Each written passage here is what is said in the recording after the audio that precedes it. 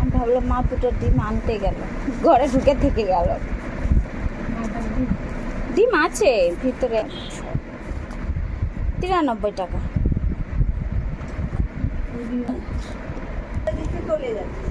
বাচ্চা তো খাবে, মুখে দুধ নিয়ে দিই। চেয়ে বাবু চেয়ে বাবু যে জম্মে জম্মে কি জম্মে।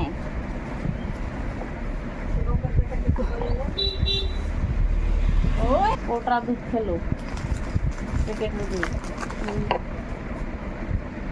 600 টাকা করে প্যাকেট, 250। আরে কালকে আবার ডাক্তারের কাছে নিয়ে গেছিলাম, কালকে আবার 1500 টাকার ওষুধ দিল। ভার তো এই জন্যই লোকে বানায় যে বিপদ আপদে ভার ভাঙবো আর দৌড়াবো নিয়ে থুয়ে। বিপদ আপদের জিনিস ভার হলো। আমি ভাবছিলাম মনে হয় নিবে না ডাক্তার, পরে যখন দেখলো রিস্কি টাকা, বসে অনেক রিস্কি তো, 1500 টাকা কি কমতি লাগে? কত 5 টাকার কয়েন হ্যাঁ, বলা 5 টাকা 10 টাকা করে। তো বলছে, সবটা দিয়ে দাও, সবটা দিয়ে দাও। তারপরে জিজ্ঞেস করছে তোমার বাড়ি দোকান আছে না? হ্যাঁ দোকান আছে। মিথ্যা কথাই বললাম ওখানে। আমি রিচকি ভরি না, একবার রিচকি ভরেছিলাম না, তা বাস বিরক্ত লাগছিল। যাচ্ছি সবাই বলছে এতগুলো রিচকি হ্যান ত্যান, ওই জন্য আমি আর রিচকি ভরি না। এই তো কয়দিন শুরু করলাম, 2-3 দিন লোড করা যায় রিস্কি টাকা।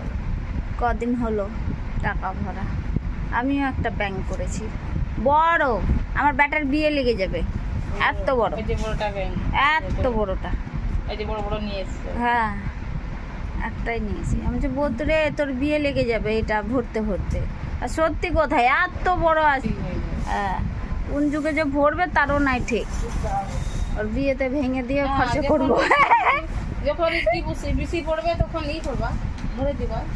রেজকি আমি ভরছি না তো, আমি রেজকি ভরছি না। ও লোড টাকাটা হ্যাঁ 10-20 যা পাচ্ছি ভরে দিচ্ছি। হতেও পারে। কিছু কিন্তু হবে না তো ওটা? না টাকা পাঁচ একটু, 10 বছরেও কিছু হবে না? না টাকাটা একটু ভালো চকচক ভরতে হবে, লেবড়া লুবড়া টাকা ভরতে হবে না। এই যার নাই লুল্লু লুল্লু করছে ওগুলো টাকা ভরলে তো হবে পচে যাবে। একটু ভালো দেখে ভরতে হবে, করকরা টাকা। করকরা টাকা। দেখি কবে ভাঙবো।